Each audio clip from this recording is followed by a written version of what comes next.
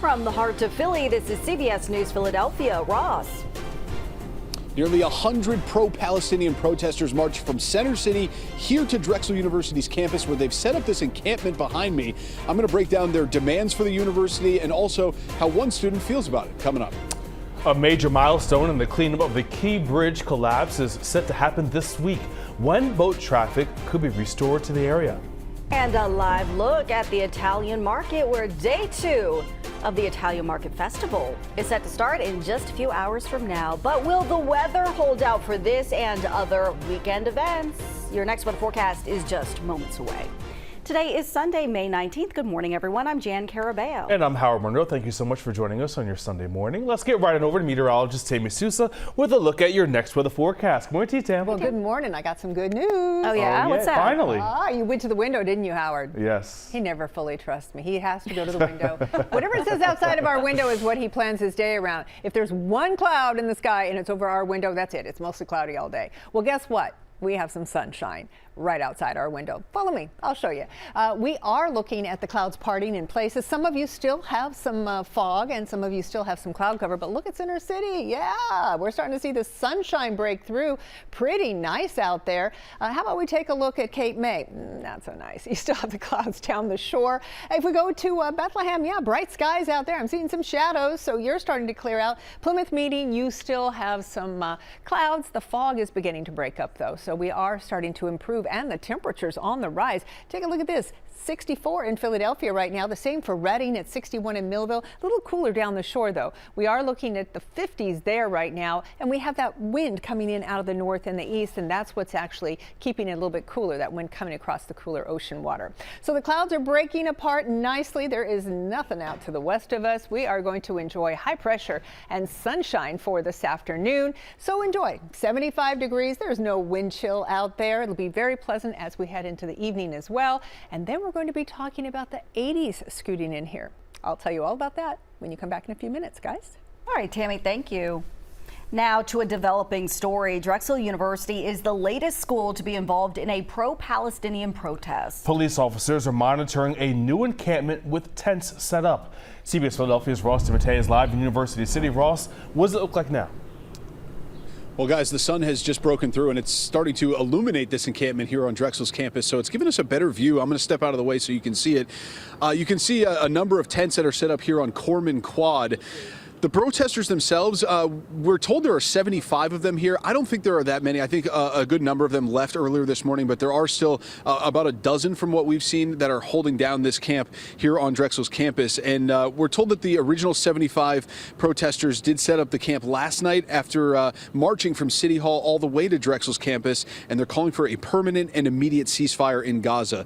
Let's show you some of the video from last night as Drexel police and Philadelphia police worked together to set up some barricades around this encampment. At one point, some of the protesters were seen moving the barricades, and then shortly after that, police with shields moved in as protesters chanted and locked arms before police eventually backed off. A group calling itself the Gaza Solidarity Encampment has issued a list of demands. They're calling for Drexel to divest from any companies with ties to Israel and that are negatively impacting Palestinians. We spoke with one Drexel student, a senior who's getting ready to graduate here coming up in a couple weeks, about what they think of this new encampment that's set up on campus. Seeing it finally trickle down to our next door neighbor to finally here, I hope it is more fruitful, and then more organizations around the area step up and also collab and, you know, put more efforts into the organization, because we want to keep it peaceful at the same time. You know, you don't want anyone to get hurt. You just want people to be heard. And both the protesters and the police here at this encampment have remained peaceful so far. No arrests at this point. I do want to read you part of a statement from Drexel's president. It says in part that he understands this encampment raises some concerns about ensuring everyone's safety. He also said the university and police will not tolerate any destruction of property, nor any harassment or intimidation of students, faculty, or professional staff, or threatening behavior of any kind. And if you were with us during our last half an hour, I reported that I spoke with one of the protesters who told us that a media representative was going to come down here and talk with us. We just got an update that that is no longer going to be happening. So no immediate plans for these protesters to speak with us, although we've been trying to. We've also been trying to talk with more students, although we haven't seen too many of them. After all, it is a Sunday morning. So we'll continue at it, guys, and we'll try and get you some fresh perspectives on what's kind of a standoff here that's developed between police and protesters at this encampment on Drexel's campus. I'll send it back to you in the studio. All right, Ross. Thank you very much. You know you'll have the latest. Meantime, 7 people remain in police custody following Friday night's pro-Palestinian protest on Penn's campus. 19 demonstrators were arrested after they broke into and attempted to occupy Fisher Bennett Hall. The university says the exit doors had been secured with zip ties, barbed wire, and barricaded with metal chairs and desks. Yesterday's commencement ceremonies at Penn went smoothly, but the protesting is on the minds of graduates. I just kind of wish that this would pass. I know as seniors at Penn, we're all just trying to move past this and graduate and enjoy our time, and it's definitely taking away from our 4 years and our experience here. Typically, for graduation, you walk all through up Locust Walk, and I can remember clearly when we did it, and my heart breaks for them that they don't get to experience that. Penn's university-wide commencement is tomorrow. And now to the latest in the Israel-Hamas war, and one of 3 members of Israel's war cabinet says he'll resign if the government doesn't adopt a new strategy. The announcement by Benny Gantz escalates a divide among Israel's leadership about the next steps in the conflict.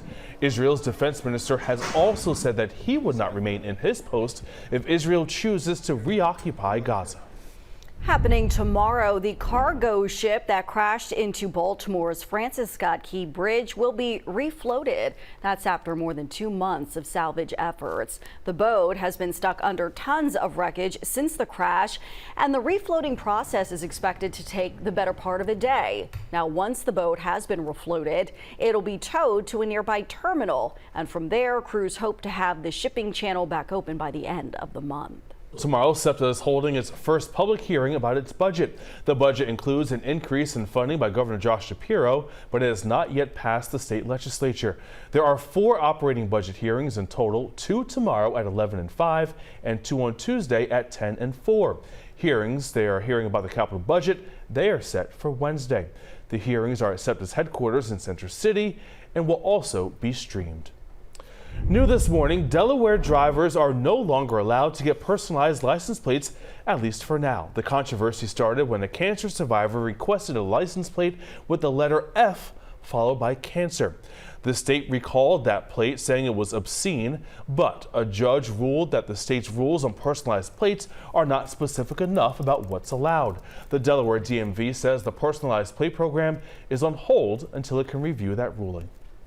The rainy weather yesterday didn't keep people away from the Dell Music Center to honor R&B soul legend Frankie Beverly. An East Germantown block was named for the Philly native. Beverly was joined by Philadelphia council members and others to unveil the new Frankie Beverly Way street sign. That's on the 6000 block of North Norwood, the block where he grew up. The rainy ceremony did not stop his passionate fans from showing up and showing their love for the singer. I love Frankie Beverly, and everybody in Philadelphia should know that I'm his #1 fan. That's why I'm here. In the rain, I don't care. I would have came out in the tsunami for this guy. One of what, millions of ladies that had crushes on him. I'm telling you, I told my sons, I said, that's your father, you just don't know.